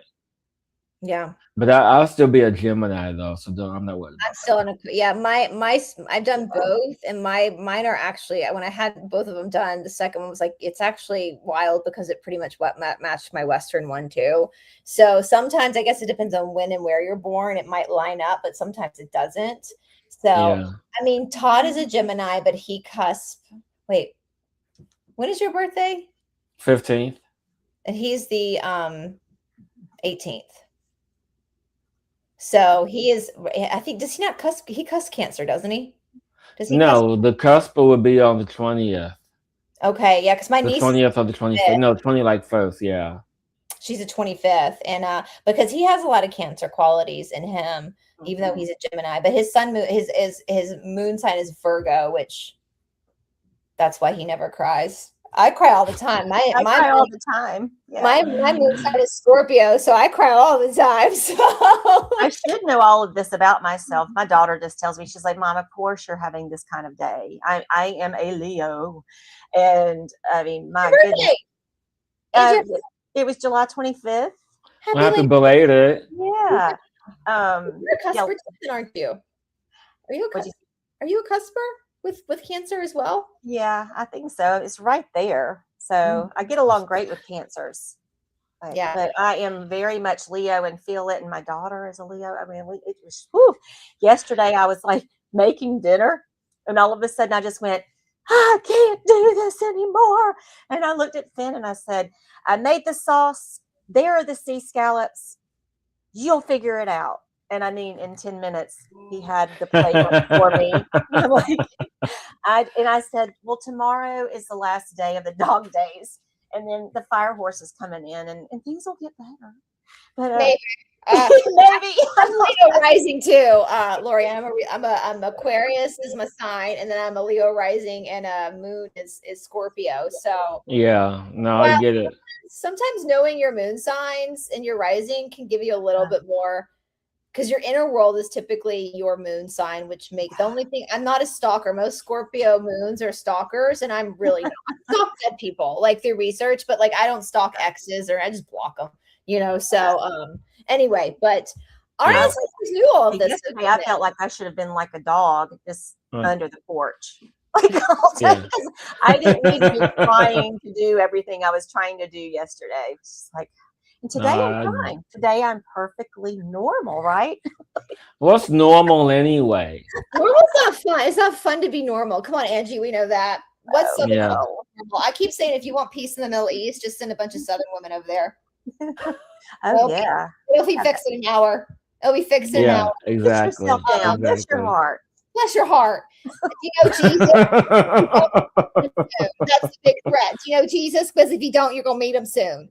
They'll have all those Middle Easterners saying yes, ma'am, and no, sir. And all those Southern sayings. I get it. You know? So but should we do a plant medicine one next week? Do you want to do it, Angie, next week, same time? Get guys I'd love to. I could bring on the root work, like the Gullah Geechee root work from around here. We gotta get Angie on a trip. We gotta. I don't like that term. I don't like the word trip. I prefer the word journey. I'm watching for journey because the YouTube gets funny about this kind of stuff. But next time I'm in South Carolina, Angie, we're gonna go and we're gonna have some fun. So too bad you can't stop down here and get some, because I have pretty amazing ones down here. Well, here's a question. How far is Fort Myers from me? I'll have to look it up. At the end, you're at the tail tip of Florida, right? I'm like southwest. I'm like 2 hours away from Tampa. Okay. 5 hours away from Jacksonville. Yeah, you're down at the. Okay, I gotta tell you guys a funny story. I think I've told it before because Hillis is in Florida. When we were kids, in America, we had to learn the states and their capitals, right? We all had to do it like 4th grade. And I had a placemat with every state and every capital. And I had a really hard time remembering Florida. For some reason, I could not remember Florida's. Isn't it Tallahassee? Tallahassee. Yeah. Well, my mom, I was like 8 years old, y'all. I was like 8 years old. I don't have any brothers. I didn't know what men looked like. Like I was 8. I had sisters. And my mom sits down and she's like, well, I'll tell you what, Brice, you can remember that the capital of Florida is Tallahassee because Florida looks like a Talawaki. A Talawaki. It does. I didn't even know what a Talawaki was. That opened a whole other conversation. Yeah. I will ask Todd periodically, how's your Talawaki doing? Talawaki. How's your Talawaki? So that's how I will never forget. I will never forget the capital. When you talk about your mama, I'm like, oh gosh, I want to meet her one day. Like my son, he will not see this, but when he was little, and he's 24 now, and I'll still joke around with him just to make him blush. But I'm like, don't forget to wash your walnuts. Look at Hillis's eyes. Yeah, I don't think my mom ever had that kind of a conversation with me. It's not really a conversation. It's just one of those things. Like, but I don't think my mom ever did anything like that. Too serious over there. Oh no. My mom was a Cancer, so she wasn't. She was a Cancer on the cusp of Leo, so she wasn't too serious, But yeah, we never. And I think because of one incident that happened that I will not discuss on air. I would never discuss this. I may have talked about it once or twice, but I'm not doing it today. Southern mamas are really fun. They're really funny. Whenever we channel Lou's always like, Alice is fun. That's my mom's name. Alice is fun. She's very Southern. She's a socialite. There's the fundamentalist Southern mamas that are scary, and then there's the normal Southern mamas, which are like Angie and my mama, that do go to church, but they also do a little magic. And as Angie said, y'all, I Hillis, this is great. If you want to know the gossip, you got to just go to a prayer circle. Oh yeah. My grandmother was kind of fundamentalist, and mind you, went to Catholic school, but went to Baptist church. So you talk about confusion. There was that. And so my grandmother was like the iron fist of the family, because she was from Texarkana. She's like, Yeah. No, I had to stay home from school once because I was sick, and I'll never forget. My mother was a part of a prayer circle, the church ladies, and they all came over to my mom's house, and they eat they bring platters, and they eat and they talk, and then they get in a circle and they pray, and I could hear them. And I was like, at that age, I was like, they're not praying, they're gossiping. They'll be praying and they're like, dear baby Jesus, please be with Mary Beth and Stephen, because Mary Beth is having an affair with the yeah. Oh, you don't want to be on a prayer list for the church ladies. You don't ever want to be on a prayer list, because they are going to talk some shit about you in the name of God, in the name of Jesus. So yeah, Southern women are really funny. They're really fun. They're great drinkers. They know my mama can still drink me under the table and praise Jesus the whole time. So they're just funny people. But anyway, you guys, so next week, if we do it's going to just be on Rumble, because I don't think YouTube will let us do a show. And I have to be very careful because in the mornings in Bible study, it's comical. If you can laugh about it, it's comical. I have a memory too of being at church camp when I was really little, and I was like little because I remember being like shorter than everybody. I had pink shorts on and a black tee. That's all I remember. And we were singing that song, Father Abraham had many sons had Father Abraham. And I remember being really little and be like, that's not my father. Like, I got very offended and very triggered by that song. And now all these years later, I'm like, yeah, Abraham was a schmeck trafficker and a terrible human being. So I had a reaction at like 5 years old.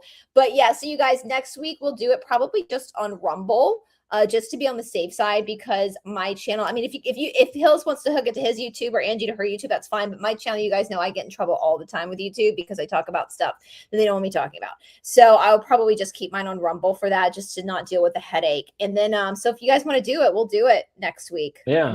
I got to figure out how to connect it to, we'll figure it out next week. But yeah, I'm excited. If you have a Rumble, I can easy. You have to, So anyway, you guys, but also if you seriously want to do like a mystery school workshop, wink, wink, weekend in a few months, let us know, because we would have to, charge enough to buy the stuff and then fly Hillis up here.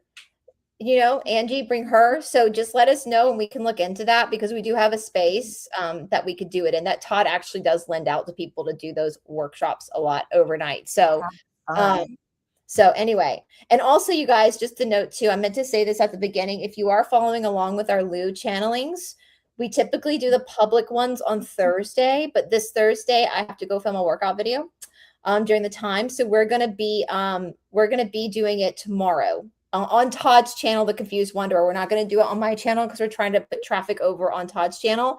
So, because again, I get in trouble on my channel a lot. So it's going to be on The Confused Wanderer on YouTube tomorrow, I think at noon Eastern time. We're going to do it. So you can bring your questions and we can ask Lou a answer. So, yeah. And I just want to put this out there for people who want to know more about the potential workshop. You guys can find my channel. There are episodes where I do talk about that sort of stuff. I mean, if you guys want to know more about that in general, comment or whatever, and I'm more than happy to answer any and all questions. I'm going to pull up both Hillis and Angie's channels, guys. Hold on one second. StreamYard is a little bit more difficult. Slow. And on my channel these days, I just do little short things, whatever I'm feeling that day kind of thing, and like kind of sharing my life. But always positive. That's There I am. right there, you guys. Hillis.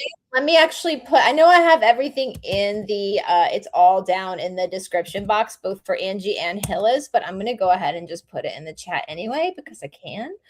And let me go over now and pull Miss Angie up. Y'all know Angie. She's been here for a while. Who is Hillis? Y'all both been here for a while. Well, you know, I had planned to make this little short video myself, and I had this little thing written for my ending. And here it is. It's so hot right here outside my back door. The blue crabs are molting just to get out of their own clothes. But that's August, shedding the old, because like Florence sings, the dog days are over and the horses are coming. Oh, it was funny. Amazing. Oh, Florence. Oh, amazing. Love that. Florence and the Machine. Yeah, I had to put that song. Like, I'm going to have, okay. So y'all give me suggestions too. So if we're going to do this next week on Rumble for our special workshop. So let me give you guys, let's let our audience in on this. So with Rumble on YouTube, you just schedule the live and you put the thumbnail up. That's it. But Rumble makes you put a placeholder. It makes you put like a minute, 20-second placeholder. So especially when I have guests on, I'm not going to sit there and be like, this is what we're going to talk about for a minute. That's stupid. So I put the thumbnail up, I put it in my editor, and I add a song to it for a minute, 20 seconds. And so I'm always like with Hillis, I'm like, I've used the Beatles Mystery, the Magical Mystery Tour with Hillis. I've used Starman with Hillis, David Bowie. Mm-hmm. I like Starman. Why not? Should we use Styx, Come Sail Away With Me? Because that's about rugs, isn't it? Should that be for our next one? Hey, I'm whatever. I'm open. You gotta have fun with it, right? Like, because exactly. And I think I have one of those drug rugs up in my those hoodies. I think ponchos. My kids had. They called them a drug rug. Oh. Like this mama doesn't know. That's why it's in the attic. Oh well. Listen, I'll wear it. My nieces and nephews are at school right now, so they're not watching, but they're not going to be able to get anything past my sister and my brother-in-law. Because I know what they were like before they had children. So secrets will come out one day. And now I use it as leverage. But yeah, so I would be I just every video I put on Rumble, I have to have a song. We have to have a placeholder to hold for the Rumble live. And also, guys, just for Rumble, you can only schedule the live like 12 hours before the live takes place. So if you see me advertising a live that's going to be on Rumble, but you don't see it up yet, that's why. Like last night I went to bed. Angie, where's your teacup? Last night I went to bed and I was trying to load this up on Rumble last night. Before I went to bed, it still wouldn't let me. I had to do it this morning before I worked out because Rumble's get your shit together, Rumble. Rumble, if you got your shit together, you could be a real contender. I love it. For YouTube. So I love it. Anyway, I'm running on empty. I'm gonna have to go get something to eat. All right. Yes, you guys. There's her teacup. All right, you guys. So we'll see you guys next week, same time, same place. I'll be back tomorrow on Todd's channel with Lou for the Confused Wanderer, and then Thursday I'm on Catherine's channel for the coffee chat, and then Friday's a big day. Tamara and I are going to do a live again at 6:00 in the morning because she's in Australia about the Australian constitutional monarchy and how to change that to get King Charles out. And then at noon on Friday, I'm going to be doing a live show with Lorene, our favorite little ex-Mormon. And we're going to be talking about the Merovingians, the Priory of Sion, and if the Merovingians became the Mormons, based off of Fritz Springmeier's work, which most of that work is on Rumble because, it's scandalous. So anyway, you guys, with that being said, thank you guys for being here. And we'll see you soon. So do Hillis's meditation tonight, guys. 9:30 tonight. 9:30. And Angie's just returned. We're joining her. I know. See, I'm not promoting myself, like my business anymore, but I can promote y'all. She's retired. She's retired. Somebody said, so where I live, a lot of tourists come here, and this place we love to go eat called Fish Camp. You just kind of, we sit outside. There's like a bar outside, but you can order food and whatever. We meet a lot of locals meet up there, but we meet a lot of these tourists. And one day I'm sitting there and talking to this girl I just met, and we're really just hitting it off. And I'm like, oh, we're just telling her all the fun things to do. And I said, wait, what day is it? I said that out loud to her. I said, wait, what day is it? And she said, oh, girl, you really are retired, aren't you? I never know what day it is. I really don't. Ellie Wong, I get that from her stand-up where she's so mad at feminists because feminists ruin the secret that girls are actually smart. Like, why did feminists have to go and do that? We could sit at home and eat snacks and watch Ellen. Like, what are you talking about? We were retired. We're retired. Like, but I haven't stopped. I haven't stopped. You know, I ran for town council last year. I mean, I haven't stopped. I'm busy. Yeah, I stay busy. You're just doing you. You're doing you, girl. All right, you guys. Well, we will see you all later. Bye, everybody. Bye. Bye.